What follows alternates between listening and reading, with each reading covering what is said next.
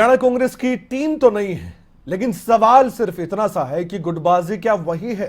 हरियाणा कांग्रेस के नए प्रदेश अध्यक्ष उदय भान बन चुके हैं, लेकिन सवाल यह भी था कि क्या हरियाणा कांग्रेस का एक नया उदय होगा। नियुक्ति के बाद नए प्रदेश अध्यक्ष की अब हाईकमान ने यह भी संदेश दे दिया है कि हरियाणा कांग्रेस में भूपेंद्र सिंह हुड्डा सबसे बड़े कद के नेता हैं। क्या वाकई में ऐसा है? क्योंकि राजनीतिक गलियारों में यही चर्चा है। और इसी के साथ ही हरियाणा कांग्रेस की नई टीम भी अब सबके सामने है। टीम के नए नवेले कप्तान उदय भान है और काफी कॉन्फिडेंस दिखाई दे रहा है उनके अंदर। लेकिन अब तक की कांग्रेस गुटबाजी की खबरें फिर से सामने आ लगी है। और क्या वाकई में अब मुश्किलें और भी ज्यादा कांग्रेस आलाकमान की बढ़ सकती है? क्या कुलदीप बिश्नोई की नाराजगी अब जाहिर तौर पर उनके ट्वीट में दिखाई दे रही है, आगे और भी बड़ी हो सकती है? आइए जानते इस रिपोर्ट के जरिए सब कुछ।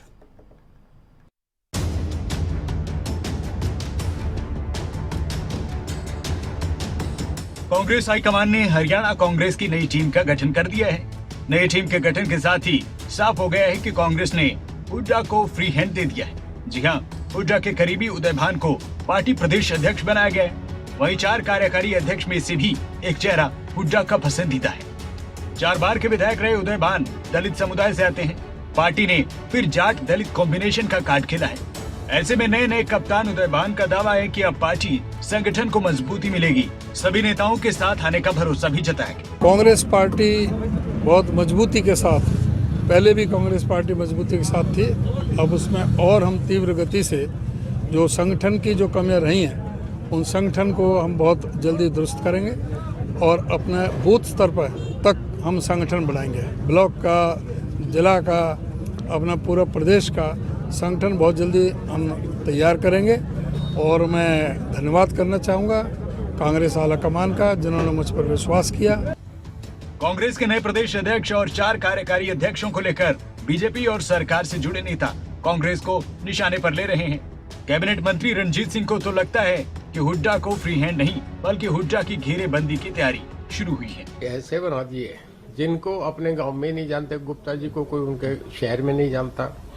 उसके बाद एक 2 और बनाए हैं, वो भी एक किरण का नॉमिनी कर दिया, एक आपका उसका शैलजा का नॉमिनी कर दिया किया है इन्होंने, और वो ये कर दिया। अल्टीमेटली फिर इन्होंने हुड्डा साहब को घेरने का काम कर दिया कि जब टिकट बटेंगे तो 10 टिकट उन्हें देंगे, 10 टिकट। अगर मजबूत आदमी बनाना था तो उसको रघुवीर सिंह कादियान को बनाते, अगर बनाना था तो करण दलाल को बनाते, जिन लोगों की फॉलोइंग है जो 50-50 हजार की भीड़ कर देते हैं।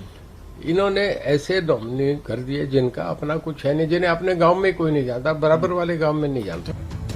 हरियाणा बीजेपी अध्यक्ष ने एक बार फिर से 2 दलित प्रदेश अध्यक्षों को काम नहीं करने देने के कांग्रेस पर आरोप जड़े।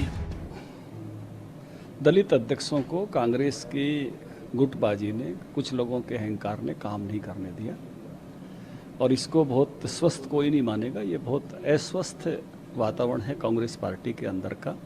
अशोक तंवर जी को तो बहुत ही तकलीफें दी गई, मारपीट तक हुई, और शैलजा जी को भी संगठन गढ़ने नहीं दिया गया। वो बड़ी संगठन की पारखी महिला है, दलित महिला थी।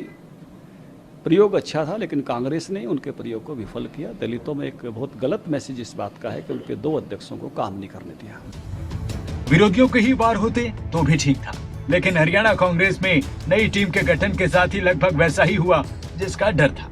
कांग्रेस विधायक कुलदीप बिश्नोई के एक ट्वीट ने साफ कर दिया है कि एक अध्यक्ष के साथ 4 कार्यकारी अध्यक्ष बनाकर कांग्रेस हाईकमान पार्टी के वरिष्ठ नेताओं को एकजुट करने में नाकाम रहा है। पिछले काफी दिनों में दिल्ली में लॉबिंग कर रहे कुलदीप बिश्नोई ने ट्वीट कर खुद को गुस्सा होने की बात कह डाली। इतना ही नहीं, बिश्नोई ने कह दिया जब तक राहुल जी से जवाब नहीं लेते तब तक उनके समर्थक संयम रखें। लिहाजा देखना यह है कि कुलदीप बिश्नोई राहुल गांधी से क्या जवाब लेंगे, क्योंकि अब तक तो कम से कम राहुल गांधी ही राज्य इकाइयों के नेताओं से जवाब लेते आए हैं। ऐसे में ट्वीट में लिखे ये शब्द इशारा कर रहे हैं कोई जिम्मेदारी न दिए जाने की स्थिति में बिश्नोई कोई बड़ा कदम उठा सकते हैं। साथ ही हुड्डा कैंप के उदय भान प्रदेश अध्यक्ष के तौर पर कितने कामयाब रहते हैं, और ये सवाल इसलिए भी क्योंकि इससे पहले 2 प्रदेश अध्यक्ष कुमारी शैलजा और अशोक तंवर तो कार्यकारिणी तक का गठन नहीं कर पाए। ब्यूरो रिपोर्ट, खबरें अभी तक।